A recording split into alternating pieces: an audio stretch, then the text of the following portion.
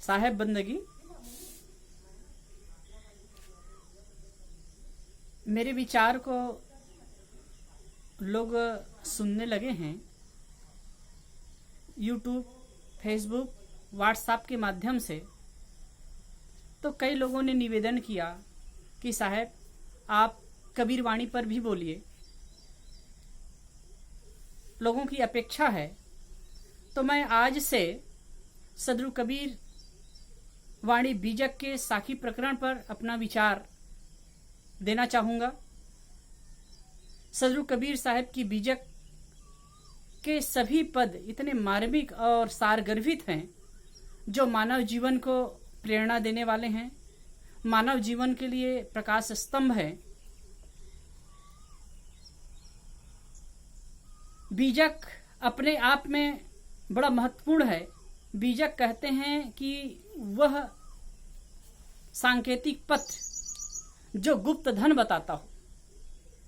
बीजक कहिए साख धन, धन का कहे संदेश, आत्म धन जय ठौर है वचन कबीर उपदेश। बीजक वह गुप्त धन को बताता है जो छुपा हुआ है। आत्म धन जय ठौर है। कौन सा धन? आत्म धन। बाहर भी जब सेठ लोग पहले बैंकों में की व्यवस्था नहीं थी तो अपने धन को गड़ा कर रखते थे और सांकेतिक शब्दों में जो उस पत्र में लिखते थे उसको बीजक कहा जाता था। लेकिन सदगुरु कबीर का बीजक उस आत्मधन का संकेत करता है जो सभी के हृदय में रहता है। तो ऐसे सार तत्व को बताने वाला, आत्म तत्व को बताने वाला ये बीजक है। बीजक में अनेक प्रकरण हैं, उसमें से साखी प्रकरण है, उस पर हम चर्चा करना चाहेंगे। और आज से क्रम से साखी प्रकरण पर मैं बोलने की चेष्टा करूंगा। साखी प्रकरण की पहली साखी है, जहिया जन्म मुक्ता हता तहिया हता न कोय, छठी तुम्हारी हाँ जगह तू कहाँ चला दिगोय। जहिया जन्म मुक्ता हता, जब जब तुम मुक्त जन्म में थे, मुक्त भूमिका में थे, जब जब तुम मानव जीवन में थे, तब तुम स्वतंत्र थे। तुम्हारे पास कोई व्यवस्थाकृत बंधन नहीं था। छठी तुम्हारी हाँ जगह, लेकिन तुम्हारे छठे मन में अहंकार जगा और तू अपने आत्म शांति को खोकर कहां जा रहा है। ये बड़ा महत्वपूर्ण साखी है, बड़ी मार्मिक साखी है। इस पर थोड़ी चर्चा करते हैं। जहिया जन्म मुक्ता होता, संसार में अनेक प्रकार की देह हैं। भारतीय परंपरा के अनुसार देखें तो 84 लाख योनि है, उसको गिन करके कोई नहीं बताता है, लेकिन 4 खाने हम कह सकते हैं, 4 ढेरी। अंडज, पिंडज, उस्मज और मनुष्य, ये 4 खाने की देहें। अन्य देहों में तो विवस्था है, अन्य देहों में शारीरिक शक्ति तो है, शारीरिक विकास तो है, लेकिन मानसिक शक्ति नहीं है, वाणी की शक्ति नहीं है, उनमें सोचने और समझने की शक्ति नहीं है। वो केवल भोग भूमिका है। लेकिन मनुष्य देह भोग भूमिका होते हुए भी कर्म भूमिका है। इसमें कर्म बनते भी हैं और नष्ट भी होते हैं। इसमें स्वतंत्रता है। आदमी विचार कर सकता है, अपने जीवन को सुधार सकता है, अपने कर्म बंधन को काट सकता है और पुनः कर्म बंधन का निर्माण भी कर सकता है। मनुष्य जीवन वह सीढ़ी है जिससे हम नीचे की ओर भी जा सकते हैं और इससे ऊपर की ओर भी जा सकते हैं। एक तरह से मनुष्य जीवन जंक्शन की तरह है। जैसे जंक्शन में पटरी से गाड़ी इधर से उधर चली जाती है, पूरब से आने वाली गाड़ी पश्चिम को चली जाती है, दक्षिण को चली जाती है। ऐसे ही मानव जीवन एक जंक्शन की तरह है और इसमें मनुष्य अच्छे कर्म करके शांति और मुक्ति को उपलब्ध हो सकता है। लेकिन इसी जीवन में गलत कर्म करके, गलत प्रवृत्ति बना करके, बंधन बना करके अपने को दुखों के गर्त में भी डाल सकता है। साहेब इसमें कहते हैं, जहिया जन्म मुक्ता हता, जब तुम मनुष्य भूमिका में आते हो, जब जब इस अनंत काल के जीवन में हमने अनेकों बार मनुष्य देहें प्राप्त की होंगी, लेकिन हमने वो काम नहीं किया जिसको करने के पश्चात हम इस पुनः दुखपूर्ण जिंदगी में आते। इसलिए पुनः आज इस जीवन में आना हुआ और इस जीवन में आकर के पुनः उन्हीं संसार की बातों में, संसार की उलझनों में, संसार की ख्वाहिशों में पड़ करके उलझ गए।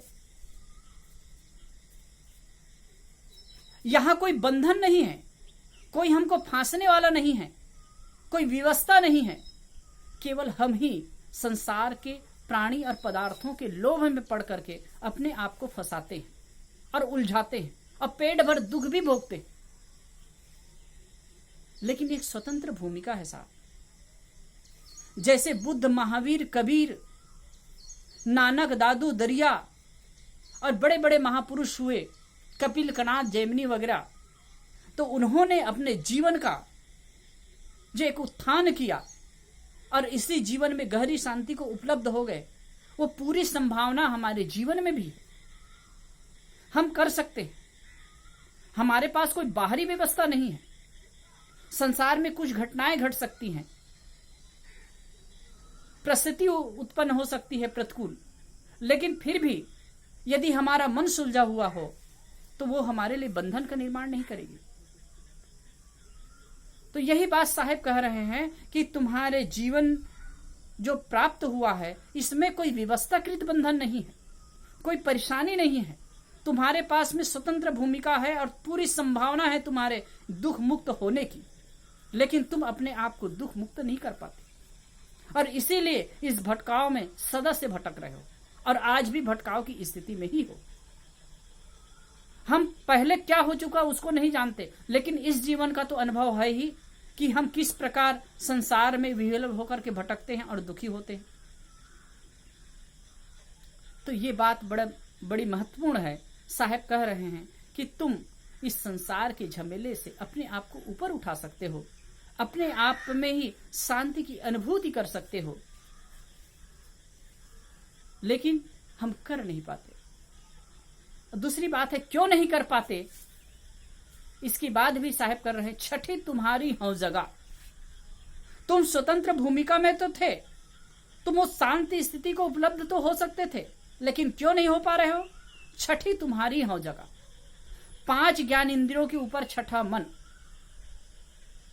5 ज्ञान इंद्रिय है, आंख, नाक, कान, जीभ और चाम। इसके ऊपर छठा मन है जिसको छठेंद्री कहा गया है। बौद्धों में इसको सडायतन कहा जाता है। ये मन में अहंकार पैदा हो गए और अहंकार पैदा होने पर हम शांति से दूर हो जाते। साहब कहते तू कहा चला भिगोए। ये अहंकार के वशीभूत होकर, अहंकार के अधीन होकर, शांति को खोकर तू कहां जा रहा है। अभी रामायण सीरियल चल रही थी, आप सबको पता है, और इसमें मुख्य घटना है रामायण की कि सीता मां को रावण चुरा करके ले जाता है और वहां वो अशोक वाटिका में बैठी विलाप करती है, रोती है, बिलखती है, और इधर श्री रामचंद्र जी बन बन भटकते हैं, रोते हैं, चिल्लाते हैं, पेड़ पहाड़ से पूछते हैं। ये तो कवि की कल्पना भी हो सकती है, लेकिन वास्तव में तथ्य क्या है।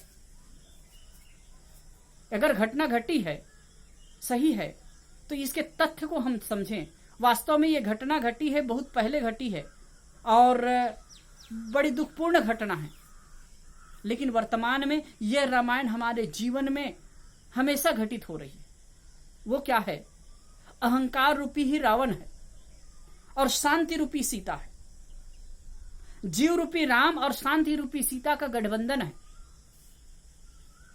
जीव रूपी राम शांति के बिना तड़पता है, भटकता है, रोता और चिल्लाता है, उसे शांति चाहिए। आदमी जो कुछ भी जीवन में करता है वो शांति के लिए ही करता है, चाहे उल्टा करे चाहे सीधा करे, लेकिन समझ नहीं होती है तो वो दुख पाता है, अशांत हो जाता है। लेकिन शांति के साथ ही सुख से रह सकता है। आप सोचिए, क्रोध की अवस्था में आप कितना समय रह सकते हैं? 1 मिनट, 2 मिनट, 2-4 घंटा नहीं रह सकते। अगर आधा घंटा भी क्रोध की स्थिति में रहें तो आपकी स्थिति एकदम दयनीय हो जाएगी, मृत्यु तक हो सकती है। काम की अवस्था में आप कब तक रह सकते हैं? लोभ, मोह और द्वेष की अवस्था में कब तक रह सकते हैं? ये सब कुछ छोड़ करके शांति की अवस्था में तो पूरे जीवन रहा जा सकता है। तो शांति का जीव रूपी राम से बड़ा गठबंधन है। लेकिन अहंकार रूपी रावण जब सिर उठाता है तो वो शांति रूपी सीता को हर ले जाता है। अहंकार पैदा हुआ कि शांति हर जाती है और जीव रूपी राम तड़पता रह जाता है, दुखी होता है, परेशान होता है और उस शांति को प्राप्त करने के लिए दर बदर भटकता है। कोई तीर्थ में, कोई मूरत में, यहां वहां जहां तहां सब जगह भटकता है, लेकिन वो मिलती नहीं है। वास्तव में ये अहंकार के पैदा होने की वजह से ही शांति गायब हुई है। जब तक ये अहंकार रूपी शत्रु का मर्दन नहीं होगा, जब तक ये जो हाँ है, अहंकार है, वो नहीं टूटेगा, तब तक शांति नहीं आ सकती। तो साहब कहते हैं ये जो 5 ज्ञानेंद्रिय के ऊपर छठा मन है, इसमें अहंकार पैदा होने की वजह से ही तुम शांति तत्व से दूर हो रहे हो। साहब कहते हैं तू कहां चला बिगोए, तू शांति तत्व को छोड़ करके कहां जा रहा है? वास्तव में ये मानव जीवन कल्याण भूमिका है, मोक्ष भूमिका है, कर्म भूमिका है। इसमें बंधन काट करके हम इसी जीवन में मुक्ति का अनुभव कर सकते हैं, लेकिन अज्ञानतावश, अहंकारवश, आसक्तिवश हम उलझते जाते हैं, दुखी होते हैं। ये बात साहब बहुत सुंदर कह रहे हैं। 5 ज्ञानेंद्रियों के ऊपर जो छठा मन है और यहाँ अहंकार जिसमें पैदा हो गया, इसके वजह से तुम शांति से दूर होते हो और भटकते हो, अशांत होते हो।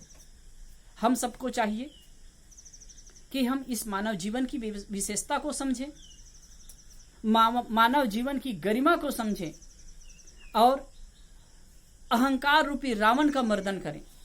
जैसे कि श्री रामचंद्र जी अहंकार रूपी रावण का मर्दन करने के बाद ही शांति रूपी सीता को प्राप्त कर पाया, ठीक ऐसे ही हम भी अहंकार रूपी रावण को मार करके ही ये जो जीव रूपी राम है, मैं हूं, आत्म तत्व जो है वो शांति रूपी सीता को प्राप्त कर सकता है।